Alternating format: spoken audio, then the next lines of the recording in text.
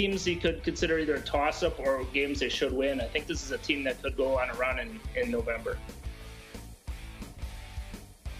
What do you guys do there to make sure that that's really what he wants? Like, the Purdue buying the hook makes absolutely no sense. Yeah, I mean, I happened to be walking through the back room right when he came up to the counter. I was talking to the guys, and I saw the bet, and I just said to myself, you know what, I'm going to go out there, I'll say hi to him and just make sure that's what he wants to do, just to cover every base. And he told me that's what he wanted to do. I probably would have done something similar if he tried to buy the half point on a pick-em game. I mean, I would just take 30 seconds to just walk out there and verify that's what the guy wants. The last thing you want is a guy making a huge bet coming back to you later saying this is not what I wanted. So you're on a bit of a roll here calling these. What are you looking at on the schedule this week from an ATS perspective? Houston's one of the hottest teams in the National Football League. Very explosive offense with a few extra days to prepare for this trip to Denver. Denver just traded away one of their more productive players. I don't see any reason why Houston shouldn't be favored in a game against Denver. I don't care where it's being played. I like the Texans. I think we need to take a moment of silence. Thank you. You guys had 2 losing weekends in a row. Feel bad for you. The books did? We actually did okay, John, because we posted the baseball futures on Sunday. Okay. So we won a lot on the Red Sox, so like in the bottom line, it looks okay. But the NFL didn't go well. The Patriots covered last night. Yes, they did. I don't know if you caught that. That was not good for the books. 16 unanswered. A ball was caught yesterday, that's for sure. 16 unanswered points in the final 17 minutes. The Bills were covering for 54 minutes. That was a tough one, man.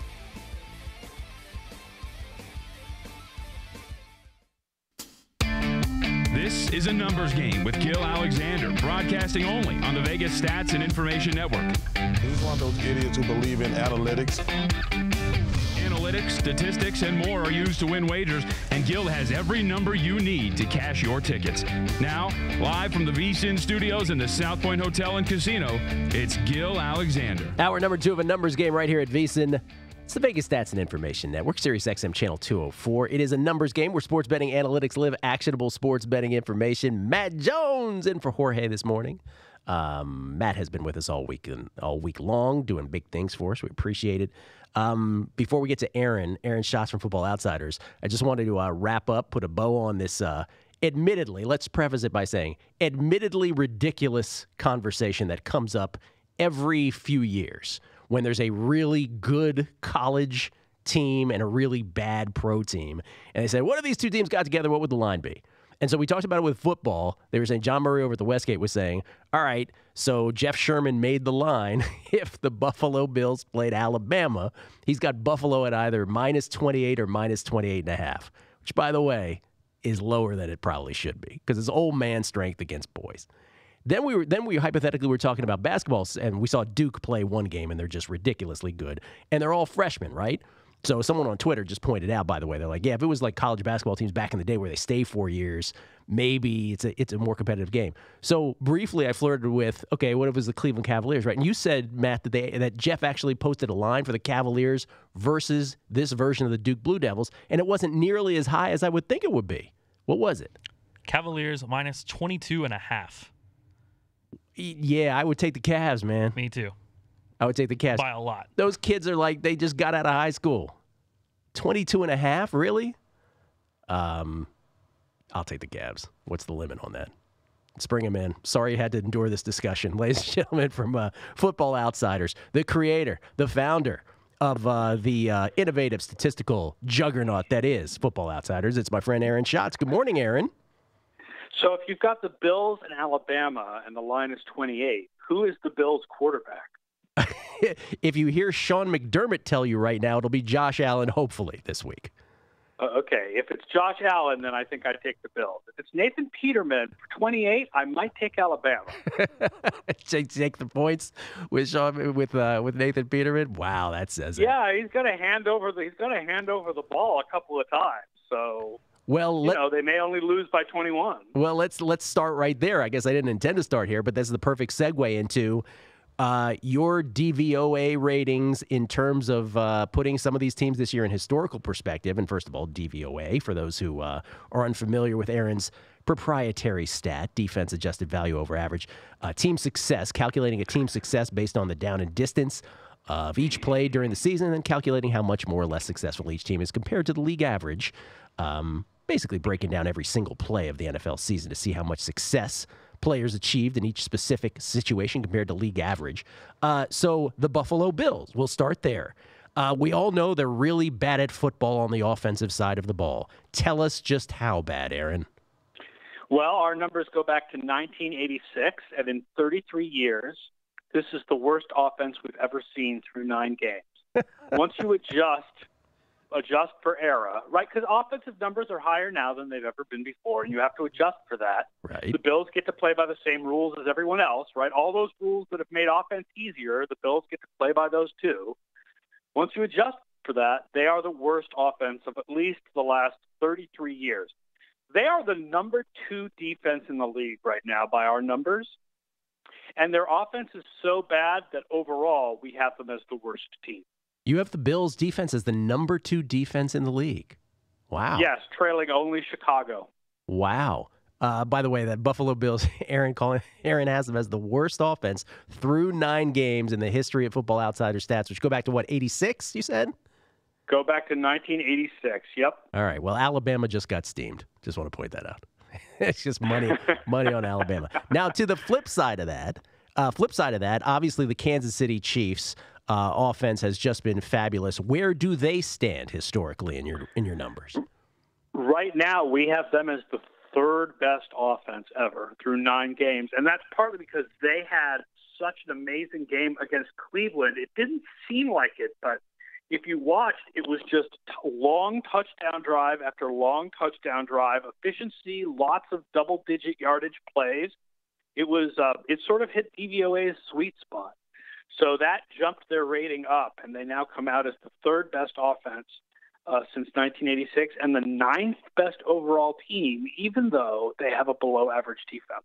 The 9th best overall team through 9 games since 1986, since as far back as your numbers go. By the way, the 2 offenses that are better according to your numbers over time, the only 2 through the first 9 games of the season, 1986 through 2018, the 2007 Patriots, which won't surprise anybody, the team that flirted with perfection but lost to the Giants in the Super Bowl, and then a team that no one will remember except for Redskin fans, the 99 Skins. That's a Brad Johnson-led Skins team, isn't it? Yeah.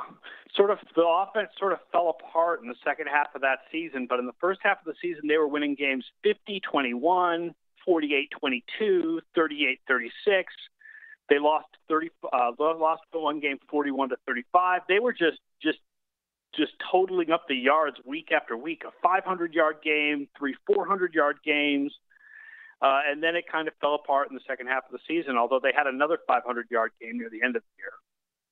Coached by future Dallas Cowboy head coach Norvell Turner. Just want to point that out, Aaron. Yeah, it's one of those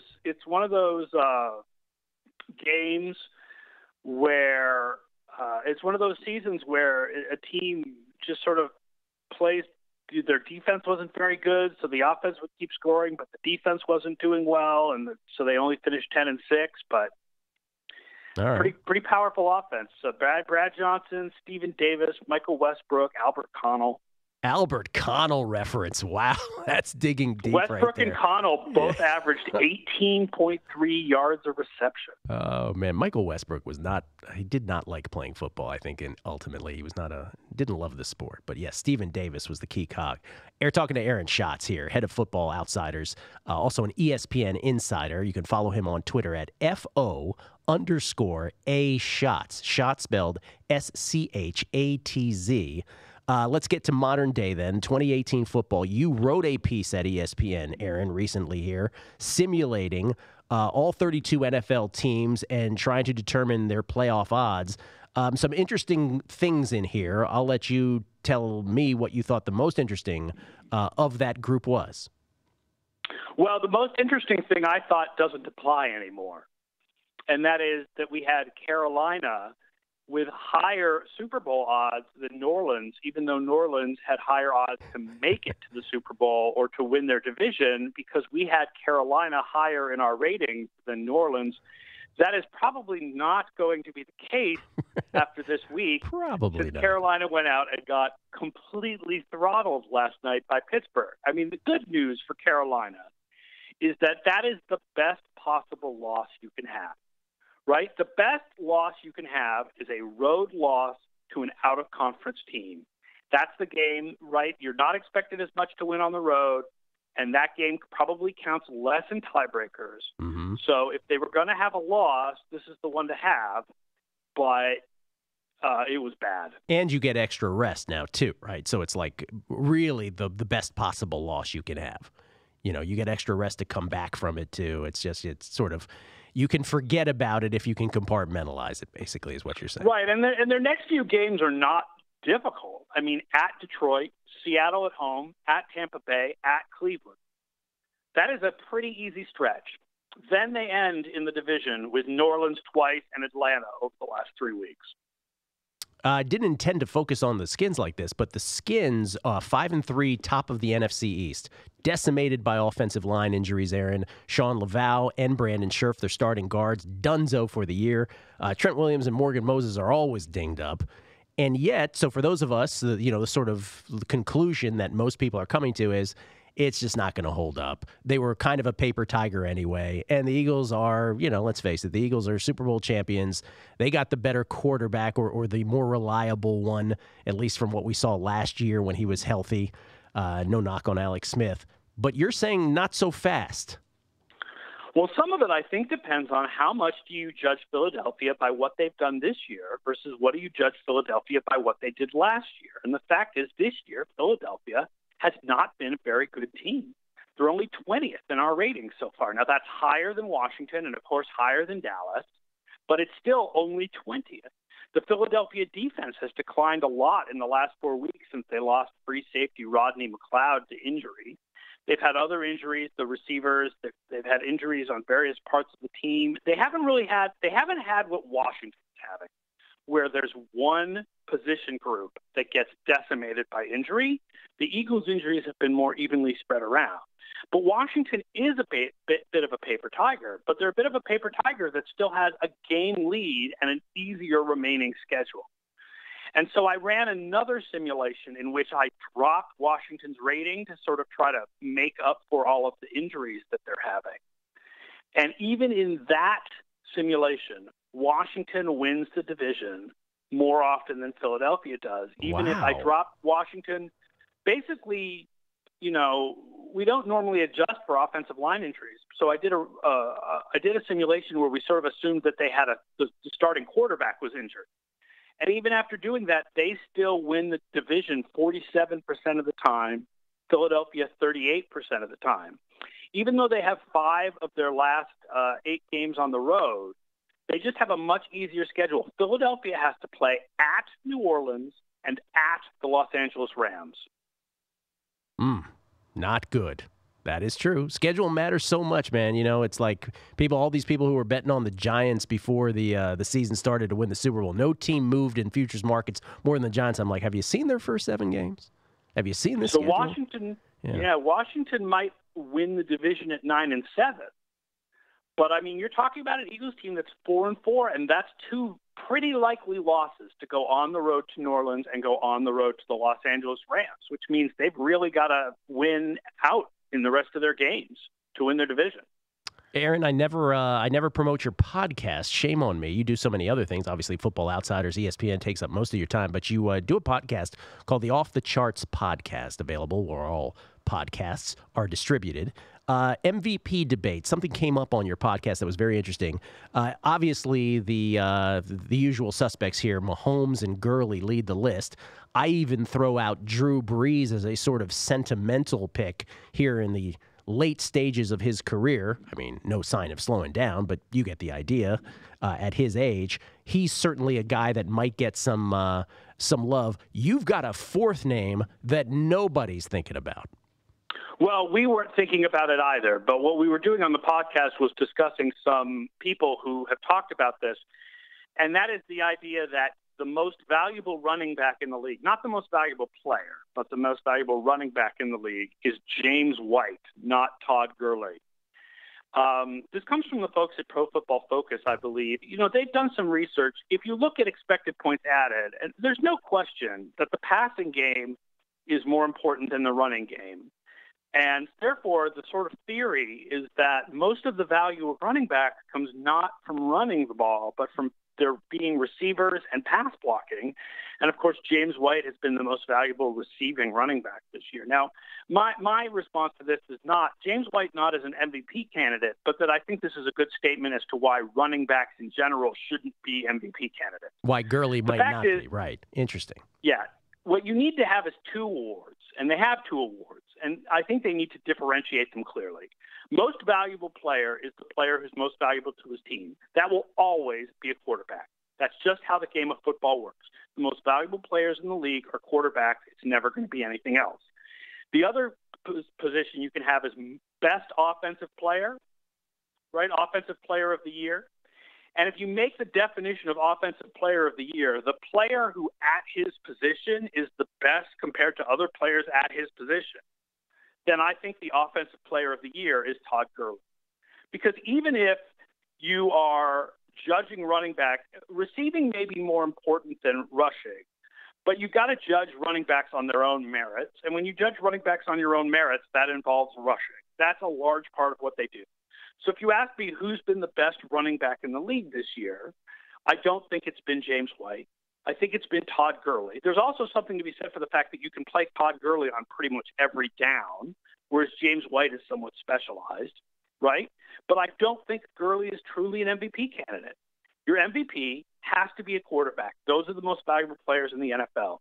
So to me, it's Patrick Mahomes, it's Drew Brees, it's Phillip Rivers. Those are your MVP candidates this year. All right, I was getting a little crazy there. So White sort of just pollutes the conversation. You're not actually putting it. It's more a question of how do you value running back? Got it. And I think that it's wrong to say that only their receiving and their pass blocking matters when you judge them against each other, because you have to judge running backs against other running backs based on what coaches ask running backs to do.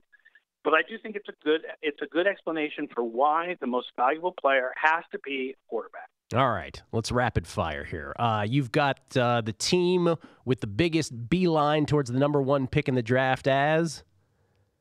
The team with the biggest beeline towards the number one pick in the draft is the Oakland Raiders, because they have a much, much, much harder remaining schedule than the other 1-7 team, the New York Giants. Let's talk about the team then most poised for under the radar team, maybe not one that most people are thinking about, that based on schedule might be poised for a nice second half and maybe do it to the bad as well.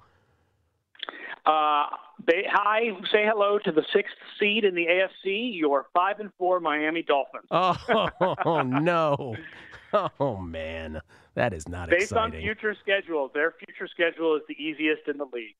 What does it say about this league that the Dolphins might get to the playoffs? And then what about to the bad? What's a team that might, based on schedule, maybe you already said it, maybe it was the Eagles. There's a lot of teams that have a tough stretch here down the back half here.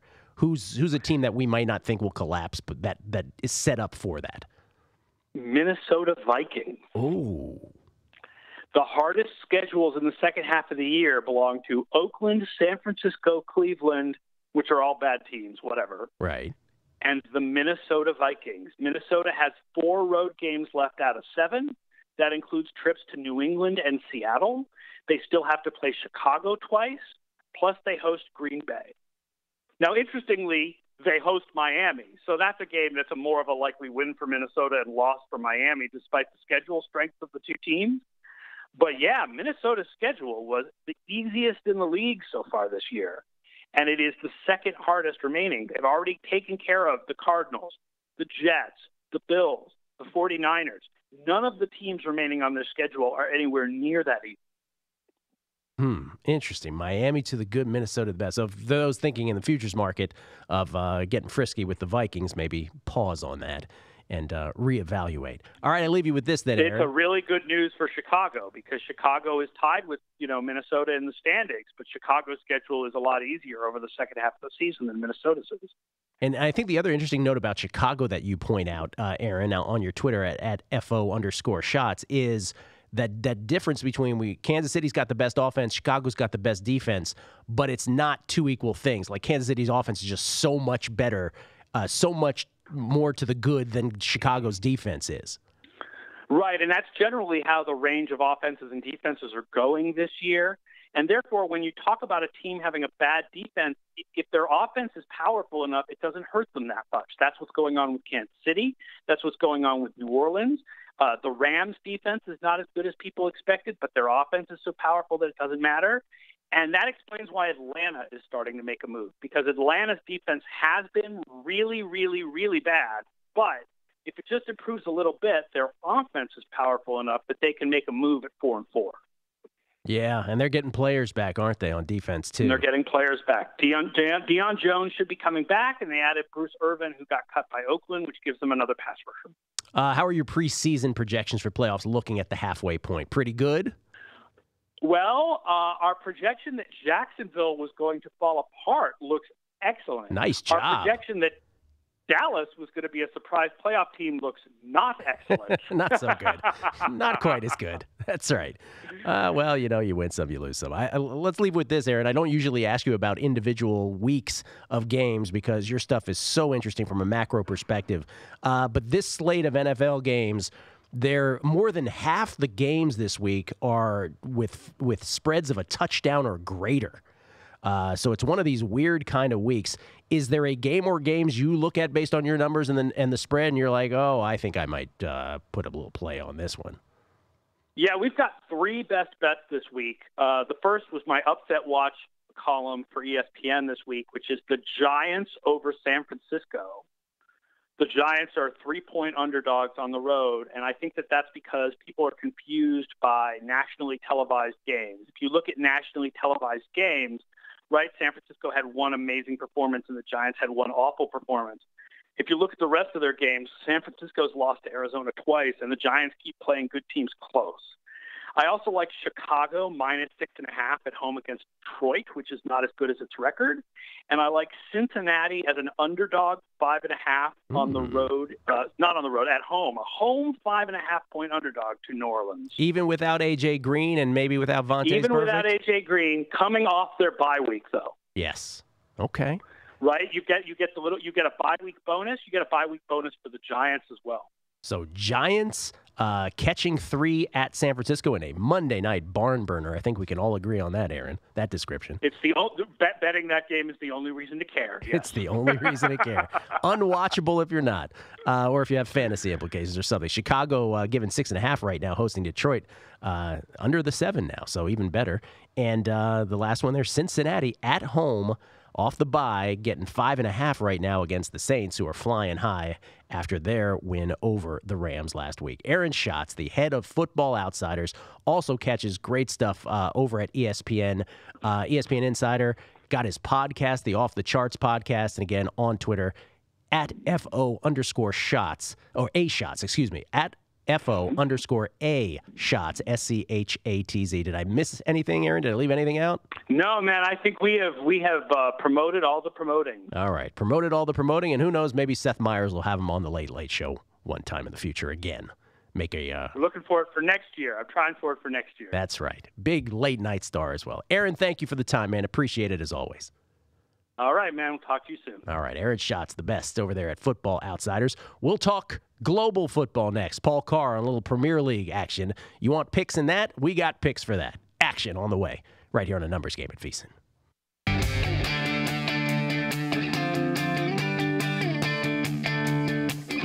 It's A Numbers Game, live from the tip of the strip in Las Vegas. Get your fill of numbers even after the show is over by following the crew on Twitter, at Beating the Book and at VSiN Live. If you didn't catch VSiN last week, here's some of what you missed. This is from Playboy. I think they're both. Playboy is when Tyson got knocked out by James Buster Douglas. So Playboy Buster got a hold Douglas, of yeah. Last year, and they had this wonderful picture of Douglas standing over top of Tyson. So they called me up. They did a story around it, and this is one of the things that I will always keep. Now, I also want to make it clear that Playgirl contacted me to be in their next centerfold issue also. Is that the basketball picture? It was a yin and a yang. Yeah, that was it. That's it. That's it. That's it. Part of the Cooper compensation complicates any trade for Carr, because if you can get a first-round pick for Amari Cooper, you certainly aren't going to settle for just a first-round pick for Derek Carr. I'm thinking that if someone offers them a first and a fourth, a conditional fourth, which could elevate based on certain conditions, kind of like the Sam Bradford trade, maybe they have to seriously consider that. Don't forget, 2016, Derek Carr. All right, let's review them. Preston and I, 3-on-3 challenge. 1.5 game lead for Preston headed into this weekend. He had the 3-0 this past week.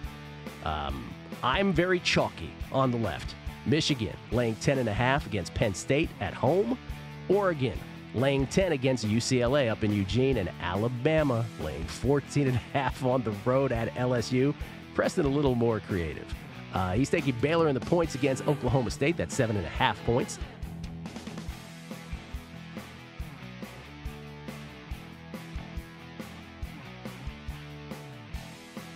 Big move for Houston. We know about what this offense really is, right? It is Deshaun Watson finding guys downfield. You lose Fuller to a torn ACL, so this was a position of need. And this is a move that I like. And you only swap a 4th-round pick, and then you exchange 7th-rounders. I think this is a good addition for Houston Texans, which, by the way, I had no business at the beginning of the year still being alive at this Houston Texans ticket to win the AFC South. And now they're with the Jags and their struggles. Houston Texans right back in this thing, and now they get a quality wide receiver to replace another one. Right back in it. They're the only team over 500. Yep. They're 5-3. Everybody else 3-4, 3-5, 3-5.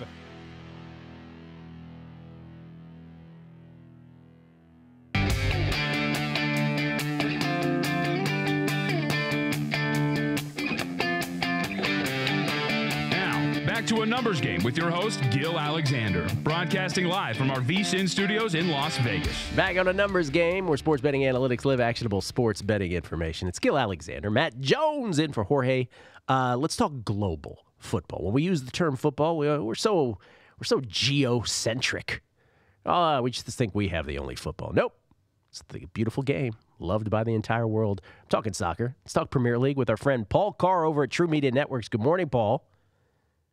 Good morning, Gill. Americans, we're the worst, aren't we? We are the worst. The world revolves around us. That's just how we are. By the way, you can follow Paul on Twitter at Paul Carr, C-A-R-R. Hey, before we do Premier League, the World Series obviously just concluding some, less than 2 weeks ago. You grew up a Kansas City Royals fan, as we have sort of poked fun at. I shouldn't poke fun. I grew up a Baltimore Orioles fan, so who am I to talk? But the futures market here, Paulie, 250 to 1 on the Royals. You biting? Yeah. Oh, boy, would I love to. I'd feel better if it were about 5 years from now. Yeah. And I will say the only team that was worse was your Orioles that I think it was 350 to 1 last I saw. Thank you very much. Thank you very much. Yeah, there you go. Who would you make a bet on, by the way? The one team I kind of like, because, you've got your expected Boston Astros all at the top. I kind of like the Phillies at 20 to 1. There's a pretty good shot they're going to sign Harper, maybe Machado, one of the other. Harper seems like the front runner for them at this point. They got young talent that could easily take a step forward. They got a smart manager in Gabe Kapler. So I feel like if you're looking for kind of that second cut of teams, that 20 to 1 on the Phillies looks pretty good to me. And thank you for saying you like Gabe Kapler, because all he gets is backlash. I'm with you. I like Gabe Kapler. Yeah. Wasn't there even some Kimbrel rumor that Phillies might be one of his possibilities as well? Yep. Yeah. It'll be very interesting to see what they're on, because they have the money. It's not a super deep field of free agents, but it's a little top heavy. So I don't know. But I think the kids can develop too. They've got room to grow with a lot of those guys. It reminds me a little, in a very Homer way, of the 2013 Royals, who were kind of like the Phillies on the fringe of the playoff race. And then the next year, they were able to make the jump and make the playoffs, and the next couple of years went pretty well. In a very Homer way. I like that disclaimer. Very well done. All right, Premier League, 38 games of Premier League action. That's how long the Premier League season is. And again, it's one of these interesting things for the casual American sports bettor or sports fan who's just landing on this segment right now. It's interspersed as the Premier League season with Champions League play, other tournaments as well. So it's just this weird thing. We can't relate to it because we're not used to it. But this is a Premier League weekend. And let's start with the two marquee teams, Man City and Man U. You've got some thoughts on both of these teams here. I mean, I don't see how you can bet against Manchester City at this point. They are by far the best team in the league, even though the points don't necessarily show it. I think it's 2 points clear of second place now, but they're double digits clear in goal difference, which is kind of your first step of underlying numbers. And you go deeper into things like expected goals and other stuff like that, and City is even further ahead of everybody else. And I haven't been a Manchester United fan all season. So I'm taking City to win this one at home. They've won all 6 home games. They've outscored opponents 24-3.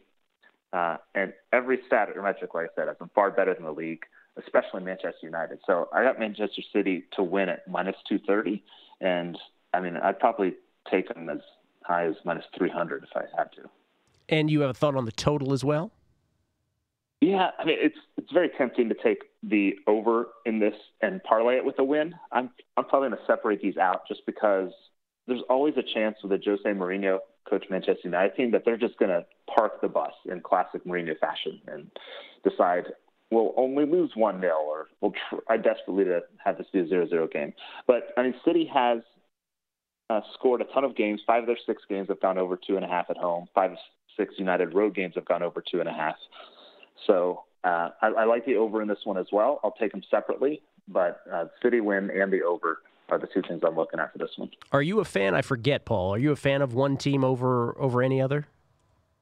Not particularly. I did kind of learn the English game through Manchester United all these years ago, but that really didn't stick. It was more just kind of an introduction to the system. So I'm going to join Jorge on this one and rooting for City. Man City, by the way, right now leading the Premier League through 11 of 38 games with 29 points. Chelsea and Liverpool right on the heels, just 2 points behind. And speaking of Liverpool, they're taking on Fulham this weekend. You have some thoughts on that one? Well, I mean, this just feels like a no-brainer parlay to put Liverpool win in the over 2.5 goals, which is what I'm going to do. So maybe I'm walking into something here, but putting those two together comes to about -300. And Fulham has by far the worst defense in the league. Liverpool has a strong offense, as good as any outside of Manchester City by our numbers. 5 of 6 Fulham road games have had at least 3 goals. Liverpool has scored 3 by themselves in 3 of their 5 home games, and one of those outliers was against Manchester City, and you kind of just throw those out the window. So, I mean, it seems very obvious, but I think in this case the obvious play is the right play. Liverpool was terrible midweek in the Champions League, so they're coming back home. This just feels like a classic. We're going to rebound and just pound a team that's not very good this season. Liverpool over parlay. That's what you're saying, to clarify here. Yep. Okay. Yep. Yeah. Liverpool win over 2.5 goals. What could go wrong, Paul? What could go wrong? Yeah, what could go wrong? Yeah. Fulham's going to come out and win this one 1-0 somehow. That's right. What I love about the standings, though, this year, unlike last year, because last year was it was over. Bill, you looked up and the whole season was Man City, just a coronation. But this is pretty tight up at the top here. And I know it's only through 11 games, so it can only be so much distance. But it is a bit of a cluster. Arsenal's not that far behind either. They're 5th place right now in Premier League, 6 points behind Man City. Arsenal 7-2-2, and they're taking on the Wolves here. What do you think? This is kind of a weird matchup. I mean, Arsenal in the standings, they said they look far better than Wolves. They've scored twice as many goals. Their underlying numbers are a lot closer. Arsenal's just been very pragmatic all season. Sometimes I think they're on the verge of kind of breaking that very top tier, and sometimes I think they're drifting. But they've been very pragmatic about everything, especially at home against teams that they should beat. They've won all their games against the non-top 6 teams. They've won them all by at least 2 goals. And I think they'll get that done here. Wolves, again, still kind of a overvalued team in my mind in the books. And they looked okay last week against Tottenham, but really that was kind of one of those desperation things late. And they also got a couple penalties, which helped the cause. But I still kind of going against Wolves on the whole. So I like Arsenal at home to win this one at -160. It's a pretty good price for Arsenal against a team that's not among the elite. And Wolves right now, very middling in the Premier League standings. 4 wins, 4 losses, 3 draws, 15 points. Right there in 11th out of the 20 teams. All the way down to Cardiff City and Fulham, who are struggling. Let's just put it that way. Yep. With 1 win, 8 losses, 2 draws apiece, 5 points total. So that's how it shakes out. So that's a bunch of picks there. So you got 2 in the Man U-Man City game. You're taking Man U and the over, was it, in that game? Man City in the over. Oh, Man City in the over. I'm sorry, Man City in the over. Correct. Right. Yep. And then you're doing the old parlay there with Liverpool in the over, and then you're taking Arsenal here. Okay. Yeah, it's kind of a weekend of favorites. There's a lot of most of the best teams are at home this weekend, playing teams not as good. So that means, of course, there's going to be some crazy upset, but I don't think there'll be any of these. How'd you do last week? I know 2 weeks ago you swept them. Did you do so? What'd you do last week? Last week we went 1 out of 3. Betting against Manchester United. I mean, the Bournemouth win looked great for about 60, 65 minutes, and then United showed up in the last quarter hour or so, got a couple of goals. Kind of what United's been doing to me most of the season. So I feel so good for so long. And then that talent, which frankly should come out, finally comes out at the end. So United's been a strange team all season. A bit of a nemesis. All right, Paul Carr from True Media Networks. Got a long season. We'll check in with you. Thanks for the morning action in Premier League play. We appreciate that, sir. You bet, Gill. Have a good weekend. You too. Paul Carr, at Paul Carr on Twitter, director of media over there at True Media Networks, director of content, I should say, at True Media Networks. Vinny Maliulo standing by. He's the in-house odds maker at Gone Gaming, right here at the South Point Hotel Casino. Always like to wrap up our weeks with Vinny's perspective on everything. Slow jamming with Vinny next on A Numbers Game at VSiN.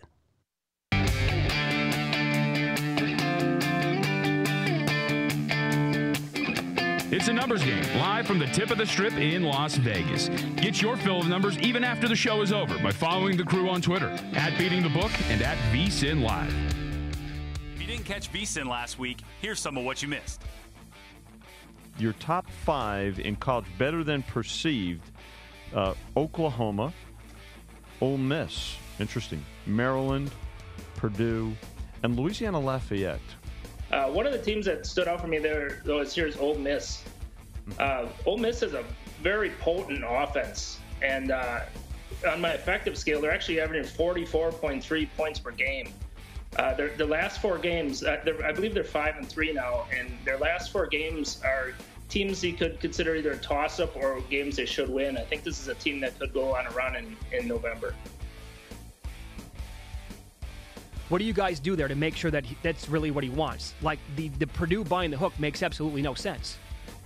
Yeah, I mean, I happened to be walking through the back room right when he came up to the counter. I was talking to the guys, and I saw the bet, and I just said to myself, you know what, I'm going to go out there, I'll say hi to him and just make sure that's what he wants to do, just to cover every base.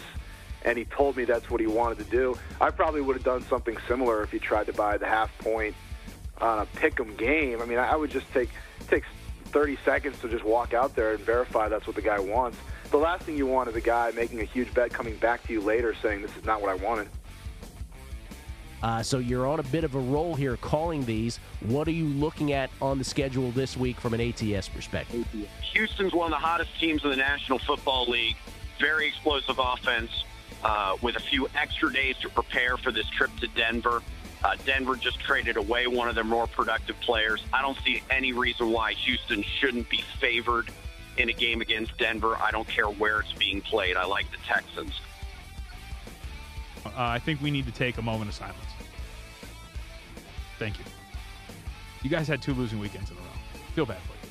The books did? We actually did okay, John, because we posted the baseball futures on Sunday. Okay.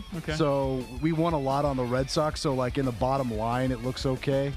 But the NFL didn't go well. The Patriots covered last night. Yes, they did. I don't know if you caught that. That was not good for the books. 16 unanswered. A ball was caught yesterday, that's for sure. 16 unanswered points in the final 17 minutes. The Bills were covering for 54 minutes. That was a tough one, man.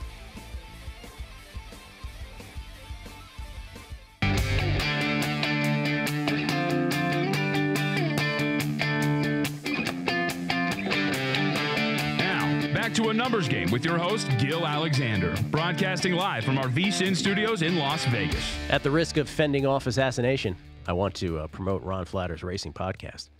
Not that that's my main motivation, because it's a darn good podcast, but you get the idea. Last week's Breeders' Cup recap from Louisville on the Ron Flatter Racing Pod this week.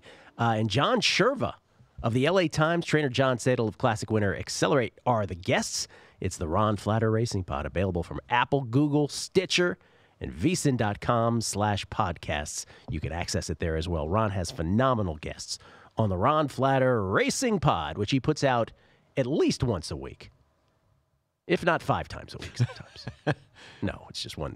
Sometimes good. 2, though. Sometimes he has the flash pods, right? Yeah, he does. Yeah. The pop-ups, as he calls them.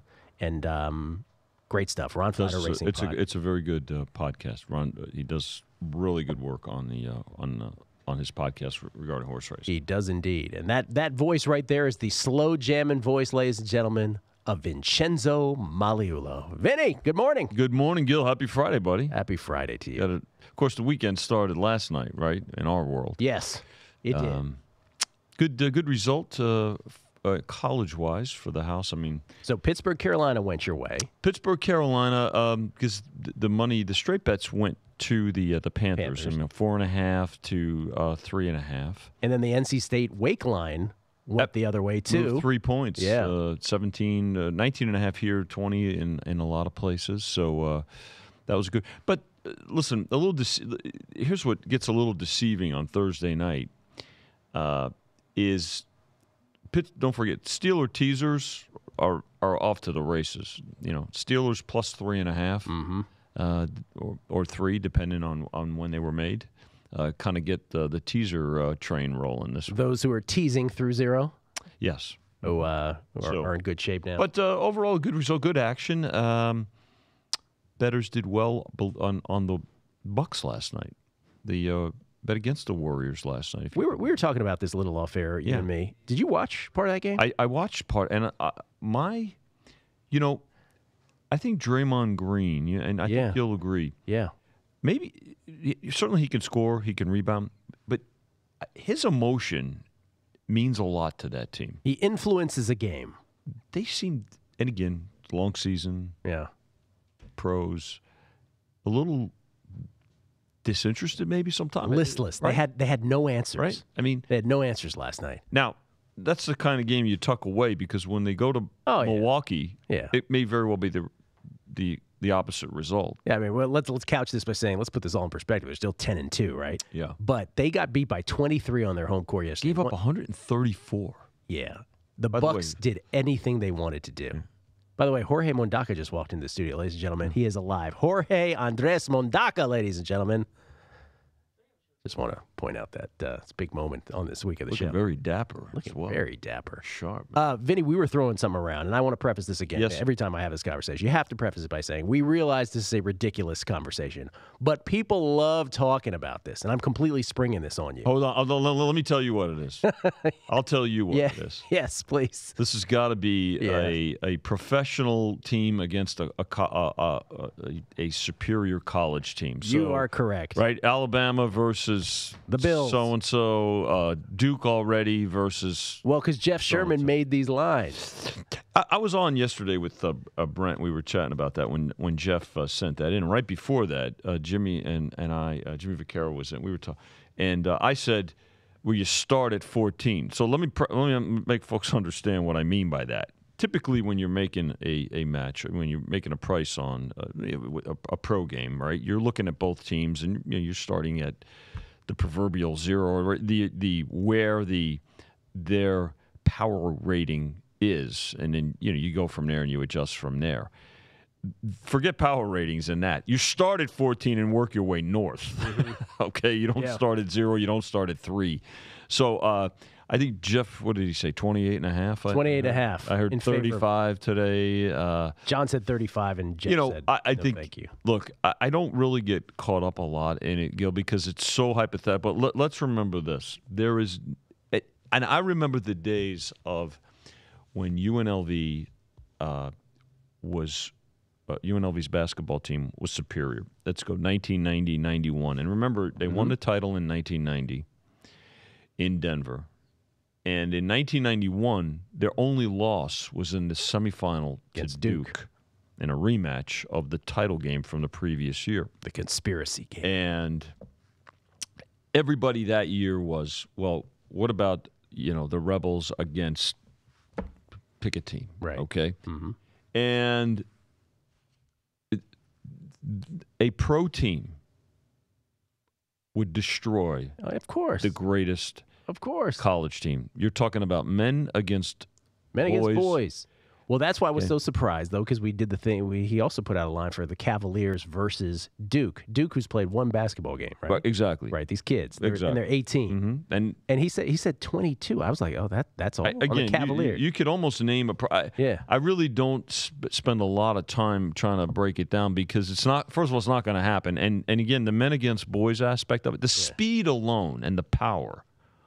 But here's the last thing, and John Murray absolutely agreed with me. If it did happen, man, would the handle be monster? Oh, it would. Oh, absolutely, monster. No question. No question. It would be.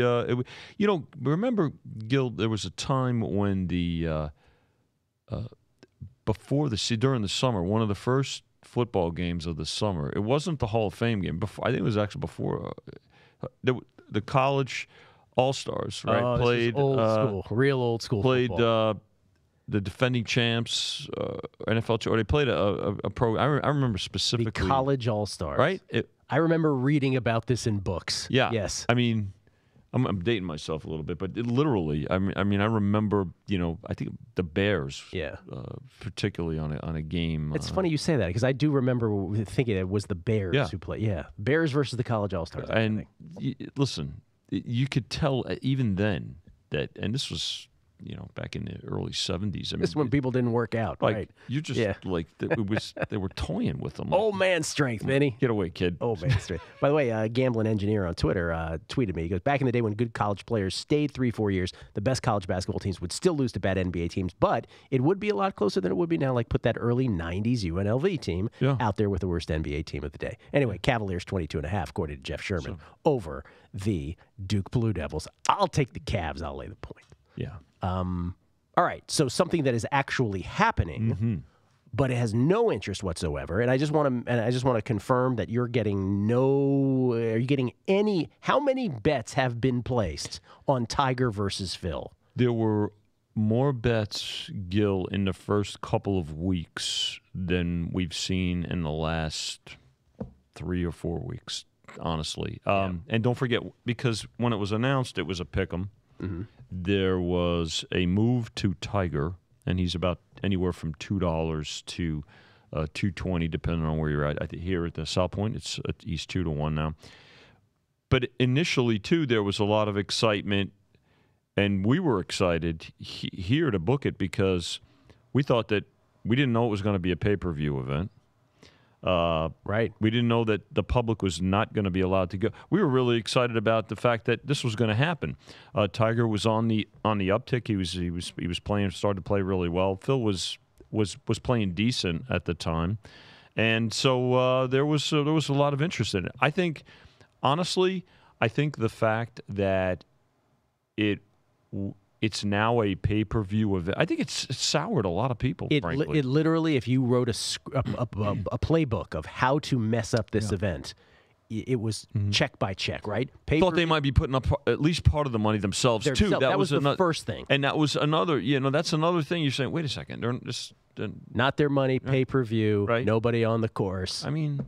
Yeah, it's a whole bunch of stuff. And Tiger got really good at golf after that. So it's almost like a circus thing for him to do now. Right. Tiger's gone. He is ascending. He's trending upward, and Phil has not. He's gone in the opposite direction. So yeah. But there was more money. There were more tickets. There was more betting interest initially in the first few weeks, couple to 3 weeks, than there have been in the last month. So Timmy Fitz, who filled in on guessing lines for Chrissy on Monday, you were traveling as well. He mentioned that you guys didn't take it. You didn't have that NFL Sunday didn't wreck you guys as much as it did some other shops. Well, I think teasers were the real killer, and parlays last week. Teasers are money. By the way, which they've become more popular. I mean, you've chronicled that, and folks are participating in them quite a bit. Gil, a lot of times it depends on the location too. I can remember times when I was at Caesars and win, if we had a particularly good day, or if the players, the bettors, had a particularly good day. It could come down to one bettor or a series of bettors that, that could be, they're good casino customers. You extend them a bit extra if you want. Here at the South Point, it could take, one or two customers or a few bets that just, kind of tip the scale. But the biggest and the most important aspect of that is to respect it and realize that there are peaks and valleys in this industry. And I remember when we showed the gaming figures, which come out on a monthly basis, and they're usually about a month or so behind, because they're still being audited and things like that and verified. But when we put them out in those first 6 weeks, it was like, oh, you guys are killing it. You're killing.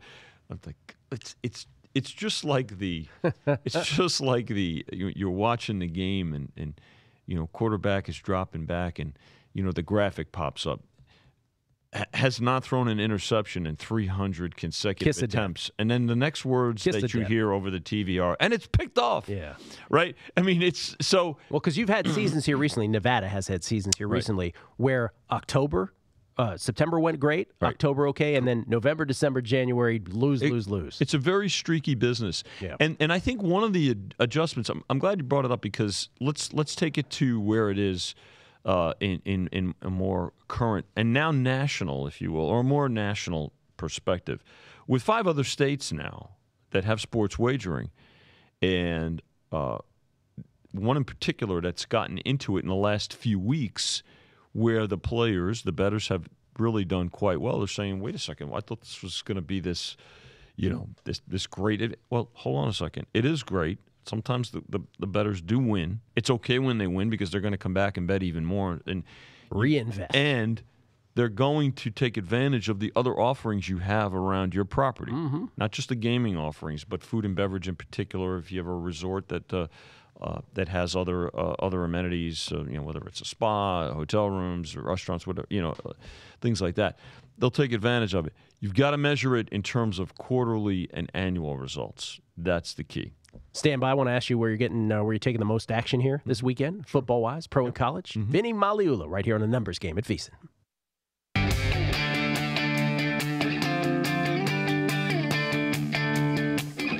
It's a Numbers Game, live from the tip of the strip in Las Vegas. Get your fill of numbers even after the show is over by following the crew on Twitter, @BeatingTheBook and @VSiN Live.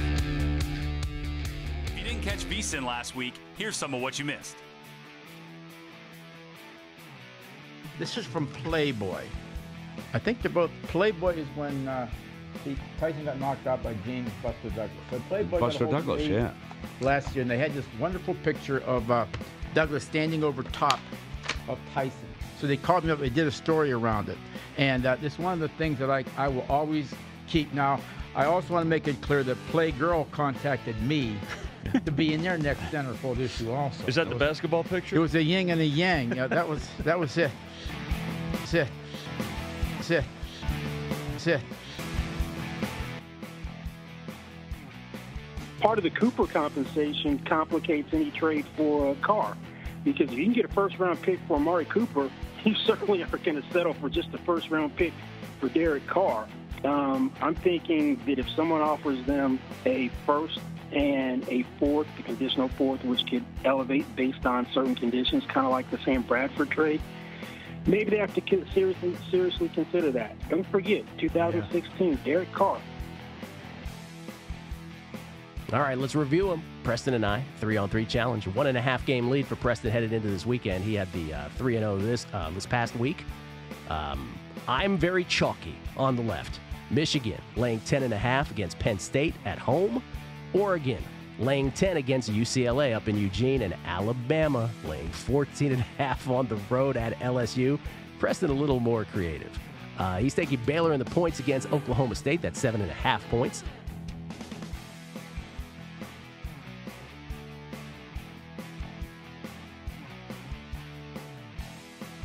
big move for Houston. We know about what this offense really is, right? It is Deshaun Watson finding guys downfield. You lose Fuller to a torn ACL, so this was a position of need. And I do, again, this is a move that I like. And you only swap a 4th-round pick, and then you exchange 7th-rounders. I think this is a good addition for Houston Texans, which, by the way, I had no business at the beginning of the year still being alive with this Houston Texans ticket to win the AFC South. And now they're with the Jags and their struggles. Houston Texans right back in this thing, and now they get a quality wide receiver to replace another one. Right back in it. They're the only team over 500. Yep. They're 5-3. Everybody else 3-4, 3-5, 3-5.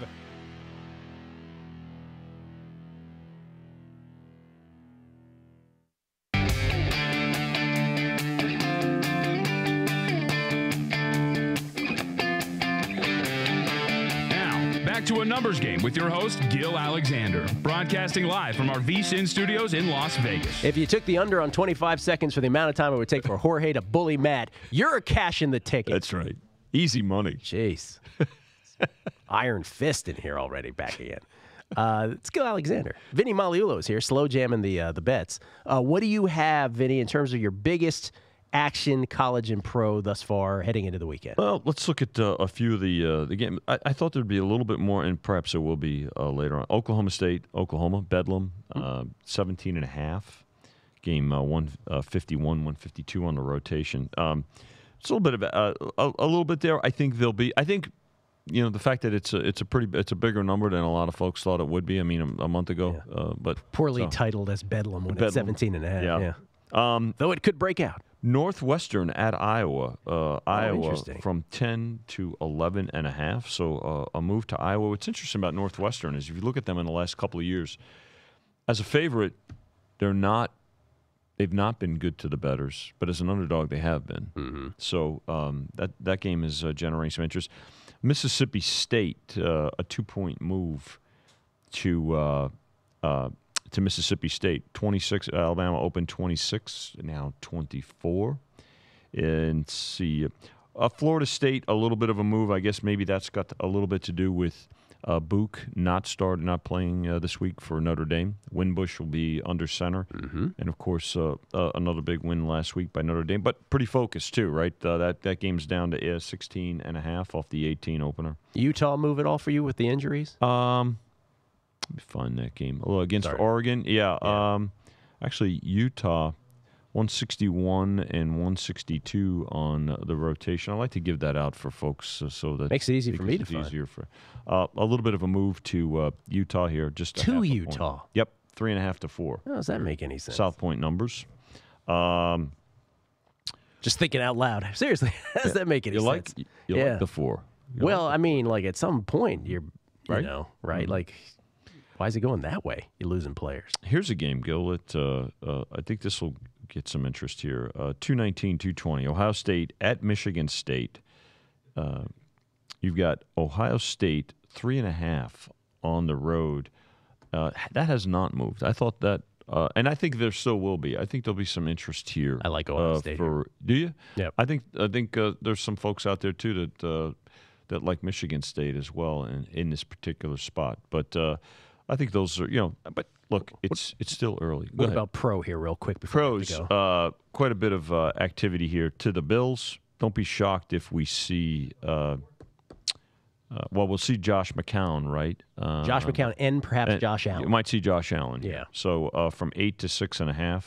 The Saints up to 5 from 4.5. Buccaneers are now sitting at 3 against the Redskins off to 2.5. Move to the Jaguars. Looks like they'll be a little healthier. Fournette has been practicing this week. A lot of these went to my guessing lines number. They went to my Tampa Bay -3. They went down from the Jets Bills. Mm-hmm. Yep. The Jaguars getting a little bit of interest here. Colts from 3 to 2.5. Chargers from 9.5 to 10 at the Raiders. Move to the Seahawks a little bit, but there'll be plenty of Rams money here. Rams open 10 to 9.5. The Eagles up a point from 6 to 7 against the Cowboys. All right. Vinny Maliulo telling it like it is. Right here from the beautiful South Point Hotel Casino, tip of the strip here in Las Vegas. Thank you, Vinny. Appreciate it. Have a great weekend to you and everybody. Matt, thanks for the week, man. Appreciate it. Matt Jones in for Jorge. If you missed Mitch and Paulie, they're next right here at VSiN. Enjoy.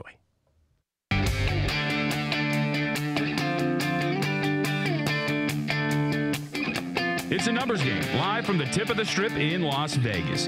Get your fill of numbers even after the show is over by following the crew on Twitter, @BeatingTheBook and @VSINLive. If you didn't catch VSIN last week, here's some of what you missed. Your top 5 in college, better than perceived: Oklahoma, Ole Miss, interesting, Maryland, Purdue, and Louisiana Lafayette. One of the teams that stood out for me there, though, this year is Ole Miss. Ole Miss is a very potent offense, and on my effective scale, they're actually averaging 44.3 points per game. The last 4 games, I believe they're 5-3 now.